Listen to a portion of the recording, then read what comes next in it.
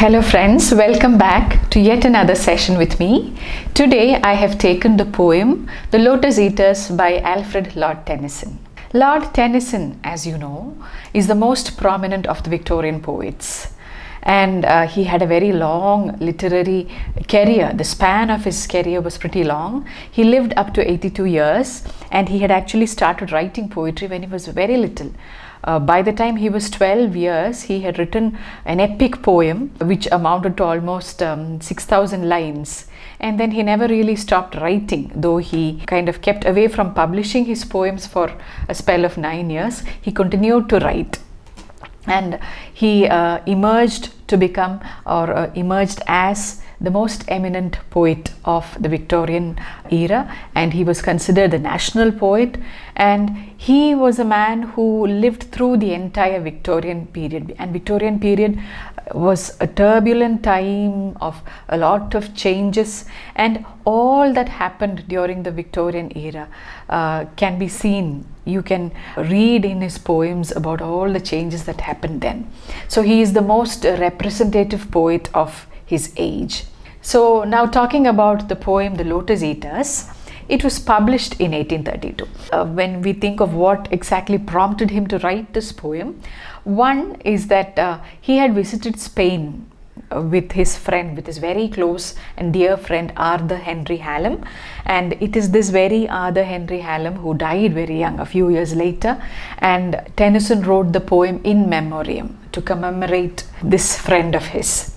And so when he visited Spain and the Pyrenees mountains, he was awestruck by the scenic beauty of the land, and that is believed to be one inspiration for this poem and two others written along with this. And this was published first in 1832, and then a revised version came out in 1842. And yet another source of inspiration for this poem was Greek mythology and the story of Ulysses, or the Odyssey.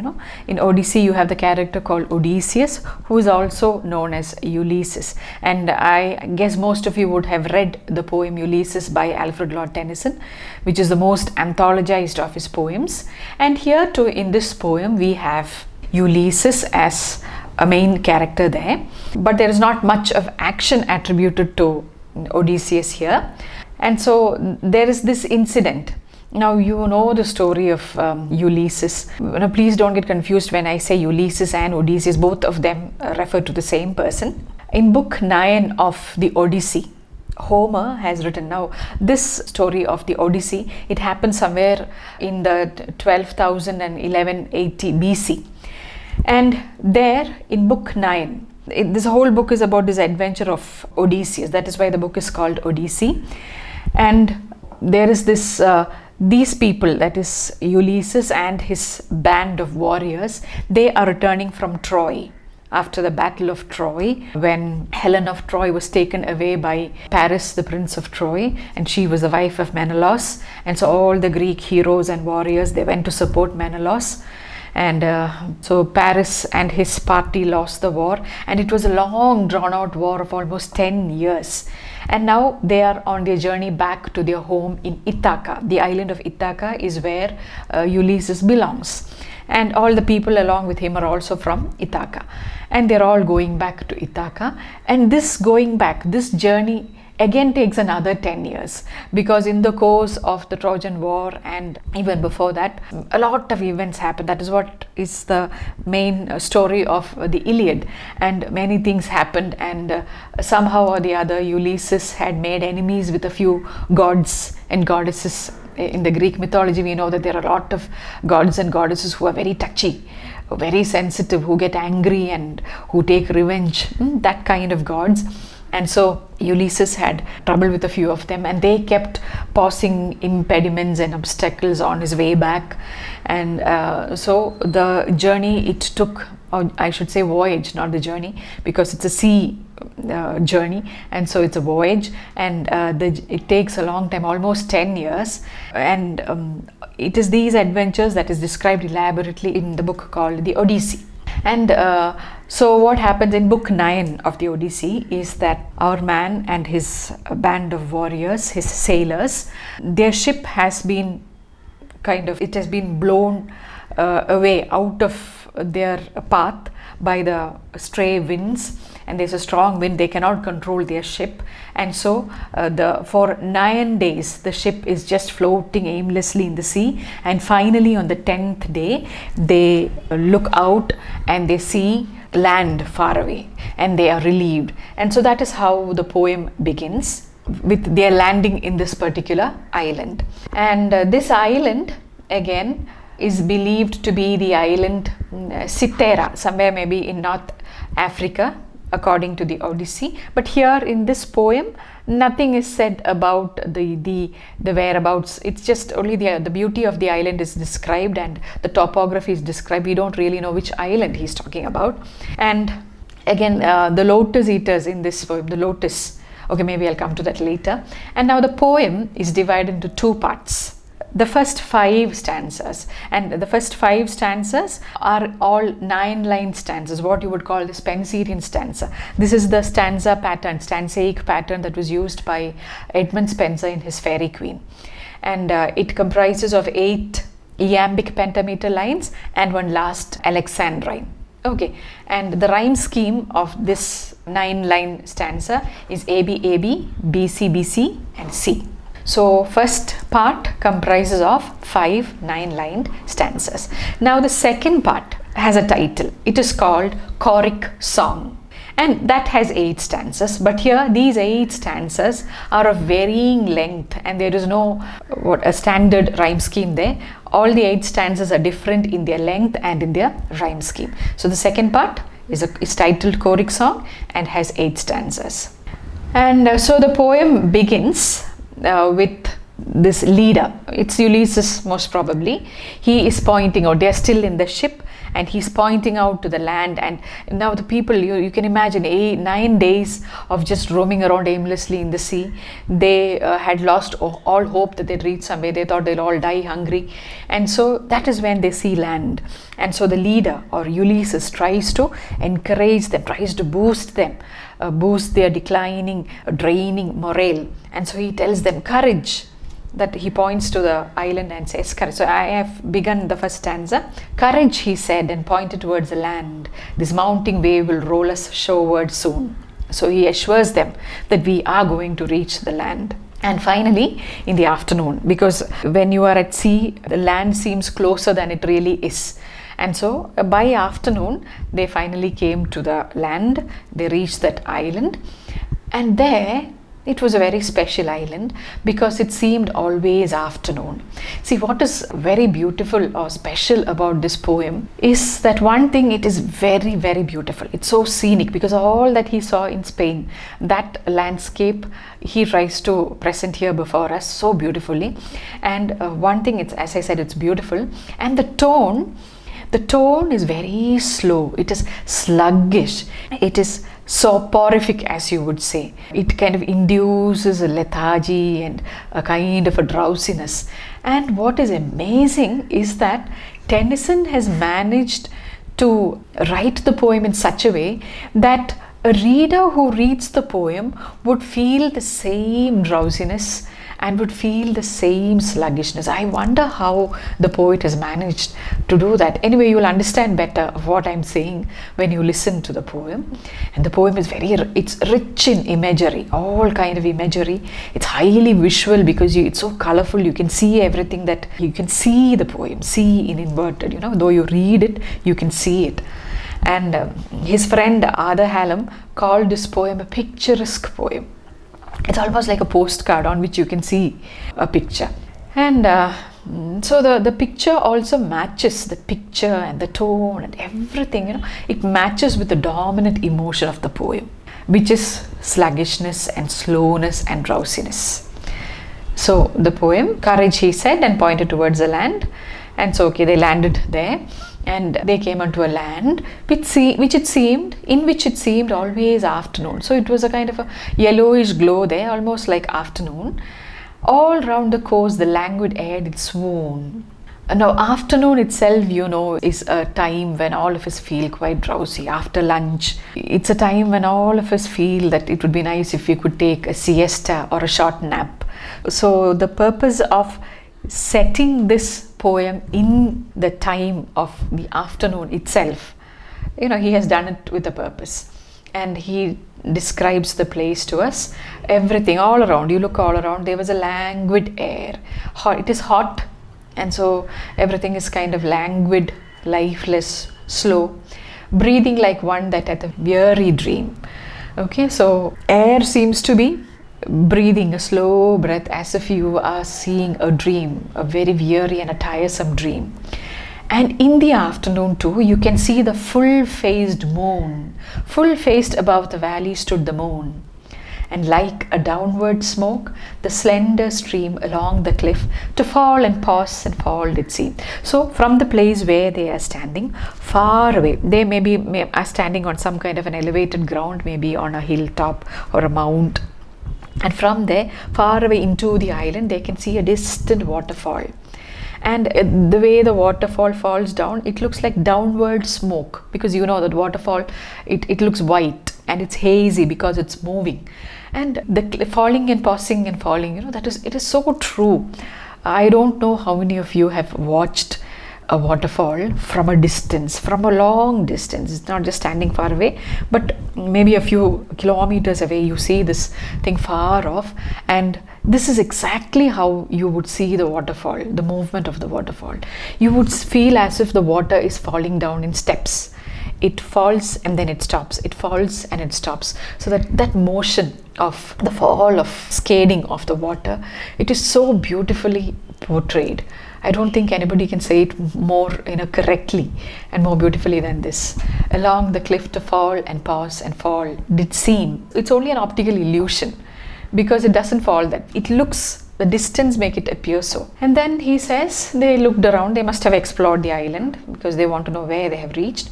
And it is a land of streams. There are many streams flowing. Some like a downward smoke, slow dropping waves of thinnest lawn did go.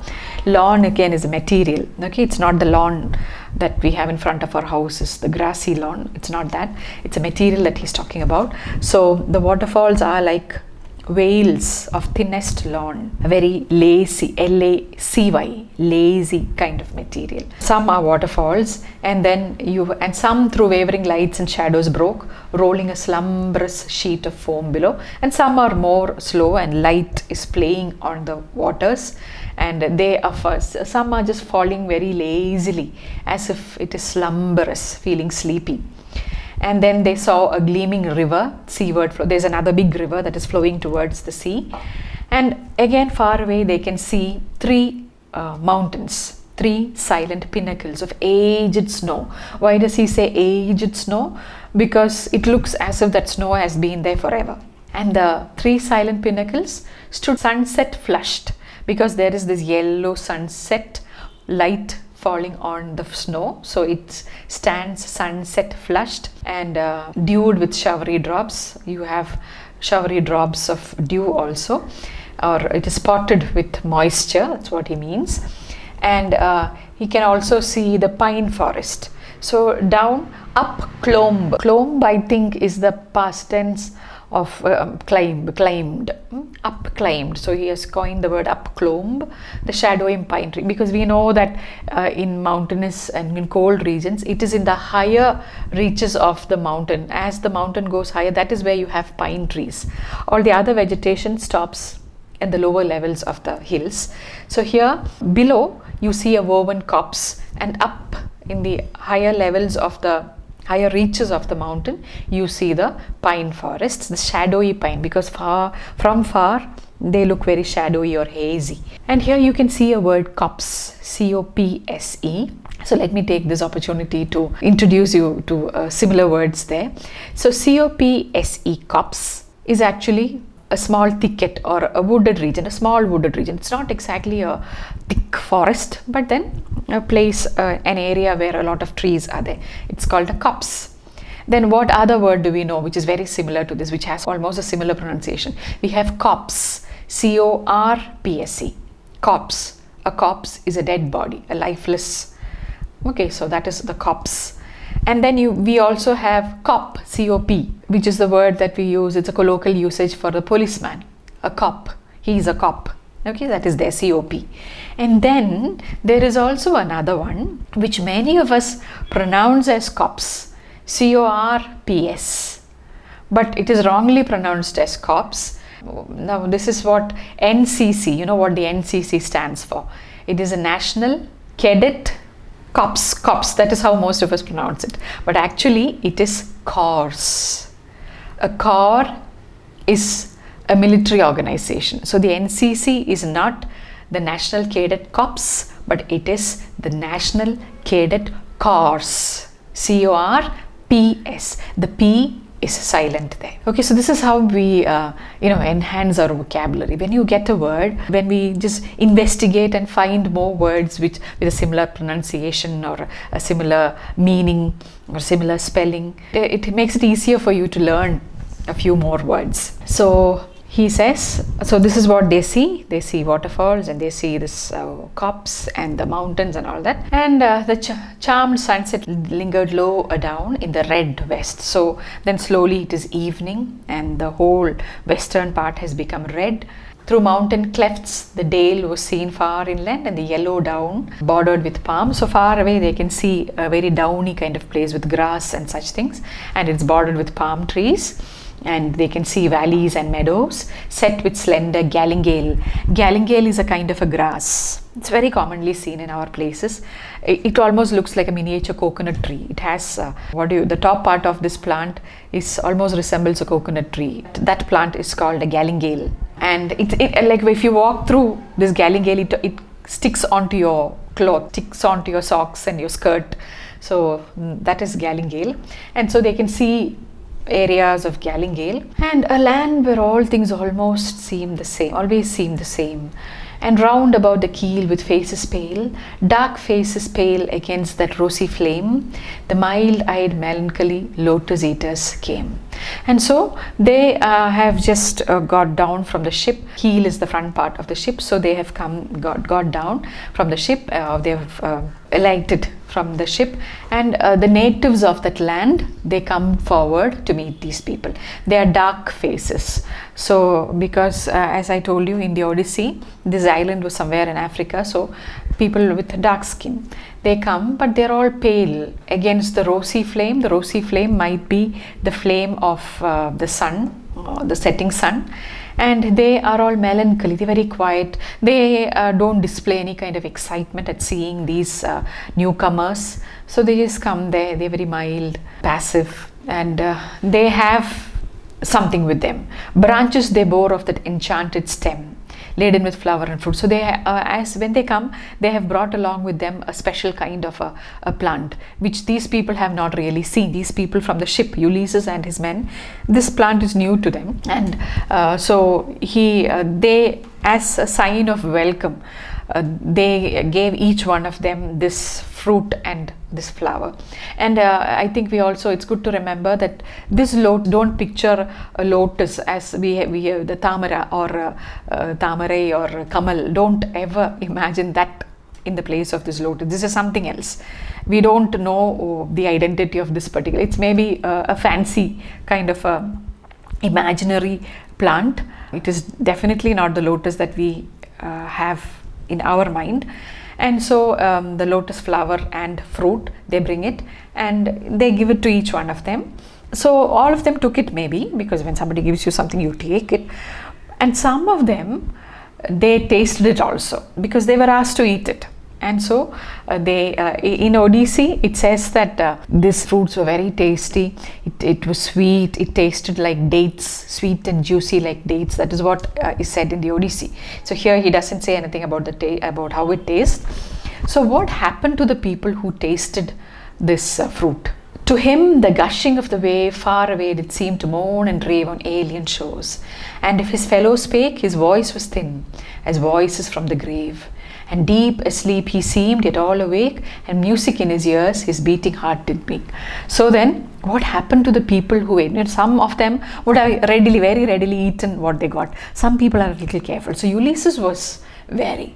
Ulysses did not right away eat the fruit, so he just held it maybe in his hand. We can picture all these things, but some others immediately, as soon, and they must have been very hungry too, because they've been roaming around for a long time. And so as soon as they got it, they ate it. And what happened when they ate it was that they couldn't hear what their friends were saying. They seemed to be in deep sleep, but they are awake.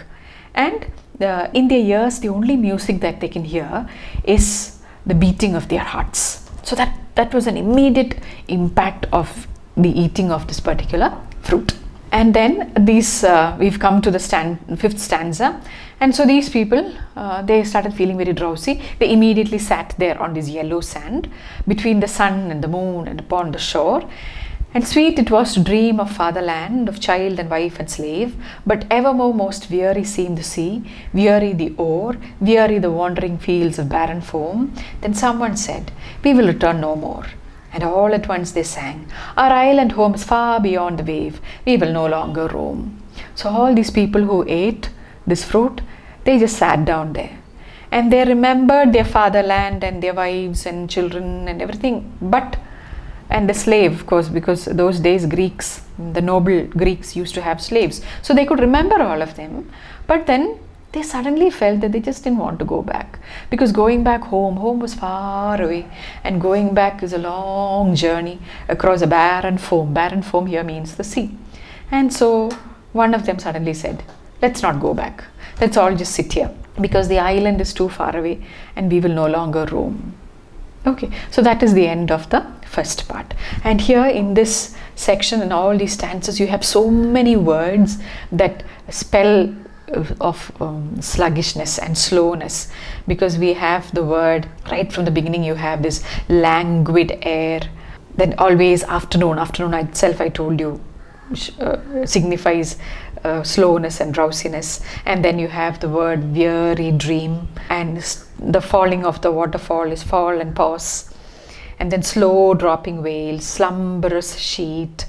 Everything is slow, so slow, and the sunset is lingering as though it doesn't want to go off. And the people again are pale and they are melancholy, and so there is this air of slowness everywhere. So this is what happens in part 1.